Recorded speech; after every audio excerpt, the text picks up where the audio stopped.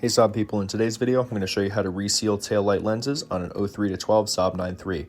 Now this is the red variant. As you can see, it is separating from the housing, so I'm going to show you how to fix it. First I'm going to show you how to remove the tail lights. For the left and right outers, go ahead and open up this flap on each side of the trunk, and you'll have to locate the 3 studs. Each one has a single 10mm nut on it. Loosen up all 3 of these, and also remove your electrical bracket, which I'll show you right here.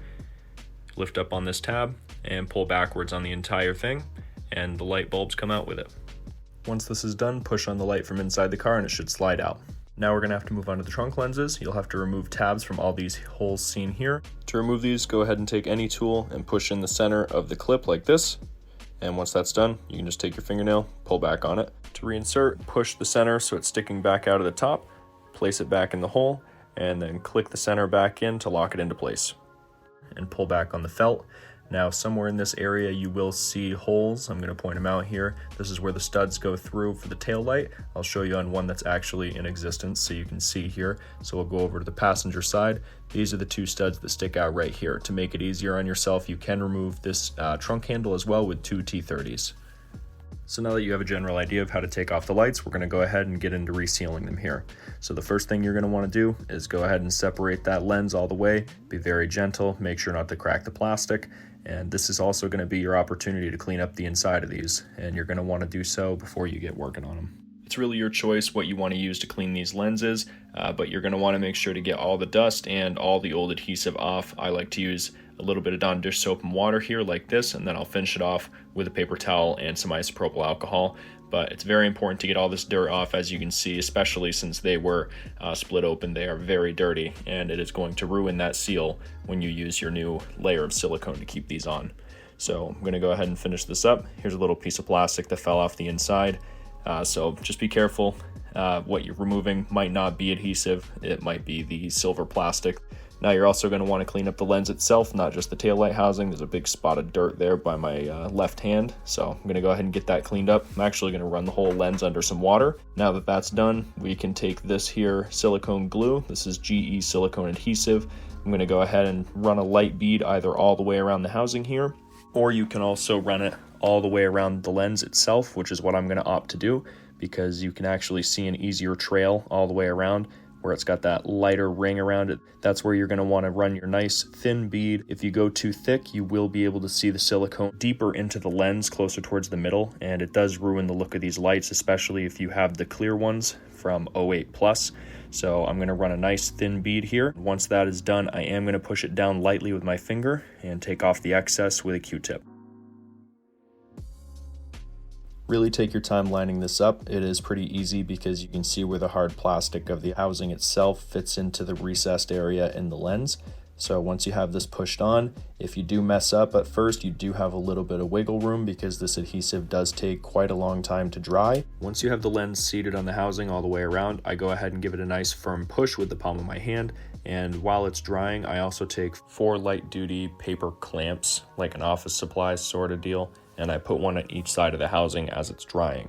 Now I'm going to show you right quick here. It does look like you can see silicone from the outside of the lens, and I was getting pretty frustrated at this point because I really don't like imperfections, as I used to work at a body shop. So right here I'm going to point to it nice and close. You can see on the clear section of taillight like a smear almost of silicone right there.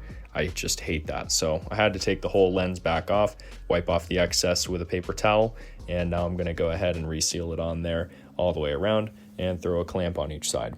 If you don't have 4 light duty paper clamps, go ahead and just set this face down, and then that is going to get us into our final step on the tail light. So now we are going to go ahead and take our silicone adhesive and run a really nice thick bead all the way around the outside of the lens where it touches the housing. So I'm showing you here how thick I'm going with this stuff. I'm really going to lay it down all the way around here, and then I'm going to take my finger and I'm going to smear it all the way around to give a nice flat looking seal, kind of like on a bathtub or a window per se. This is what it looks like all the way around. A nice looking edge that's going to help hold that lens on there. So now let's finish up by doing the last 3 taillights. Don't forget, I let these cure for about 12 to 24 hours before putting them back on the car. And you guys can stay and watch if you want, or you can get finished on yours. For the last 3 lights, I'm going to go ahead and just speed this up but you can see quick little blurbs of each step that I do. It's not going to be a perfect step-by-step. It'll give you a little more perspective on how I did this.